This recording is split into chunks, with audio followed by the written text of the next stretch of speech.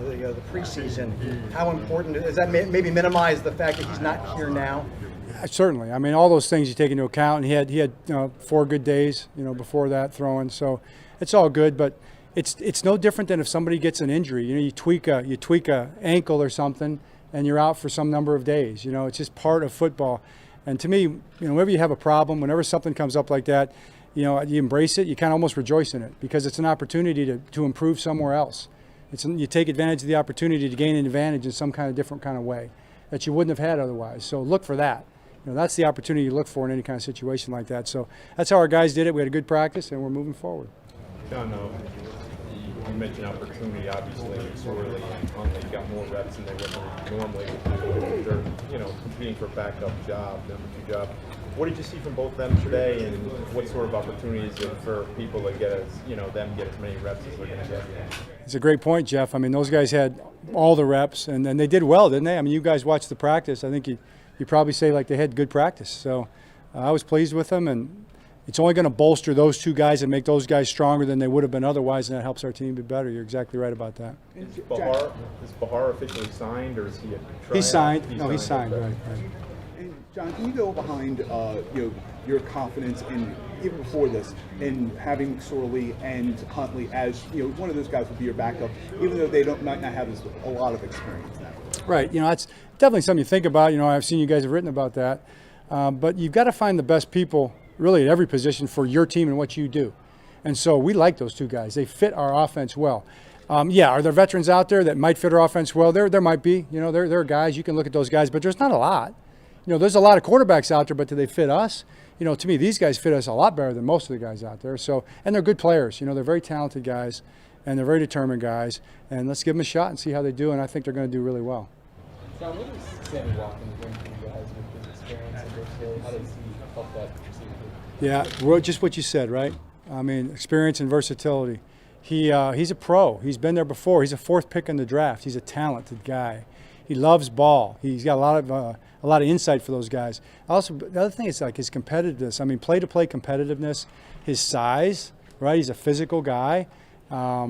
And I think he's excited about the program here in terms of work ethic. I think he sees some things here that are going to give him an opportunity to maybe take a step he hasn't taken the last few years with what he's doing physically to get his body right, and we'll see how he does. Hey John, what are the biggest areas of improvement you've seen in one? Could it be hand placement?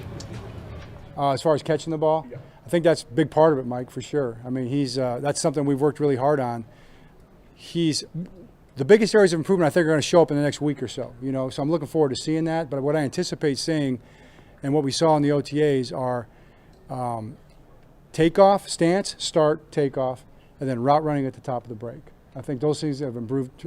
I think we'll see they've improved dramatically. And then, as you said, hand placement. You saw it on the deep balls today, right? I mean, his hands were in a good spot, so that's a good observation. John, Marlon Humphrey comes in as a first-round pick, elite talent and all that. You see his whole career. How has he grown from rookie year to now, and what could be next for him? Well, I mean, he's already, he's played that way. I felt like the last year and a half or so, he's one of the top corners in the league. I mean, I'm talking top 2, 3, 4 in the league. And now everybody else is maybe starting to see what we've all seen because we watch him every week. But he's a physical guy. The thing about Marlon, and what the other guys watch about Marlon, is when he runs a drill, he just doesn't run a drill. He runs a drill as if it's the last play in the Super Bowl. He comes out of a break trying to gain ground like he's trying to go make a play on a ball in a critical situation. Every single rep. When you do it like that, you can't help but get better. John, I think most of the guys not practicing today are either on the COVID list or the PUP list, but Anthony Averett is not on either. What is his status? Yeah, right. Anthony has got to pass the conditioning test to pass the physical, so that's where he's at. Two more guys in the team. John, we saw, I think at one point, Bradley Bozeman kind of threw aside a glove after a bad snap. Was it just an issue with him trying to find the right fit on a hot and humid day like this? Yeah, I mean, first time in that kind of a setting where it's a little more of a competitive practice. I mean, it looked like it helped, so I was happy he did it. I said something to him. He said, "I threw my glove away." It's like, good,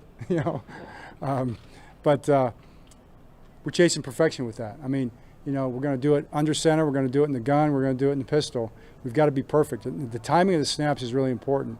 With the way we run our offense, with the ball handling, plays we run in the backfield, the snaps really, it helps a lot for the snap to be where it's supposed to be. Now, that's a hard thing to chase. You know, perfection on gun snaps is hard. Going against the guys they're going against, but that's what we're trying to achieve. Hey, John, question for you in this COVID world, given that so much is new. Have the medical people indicated to you that a second time testing positive for Lamar is of greater concern, less concern? Do you know, have they said anything? No, they haven't brought up that it's of any greater concern. It just is what it is. I mean, you can obviously get COVID and get it again. You know, that's kind of been demonstrated. So that's all I really know. Thanks, Coach. All right, thanks, everybody.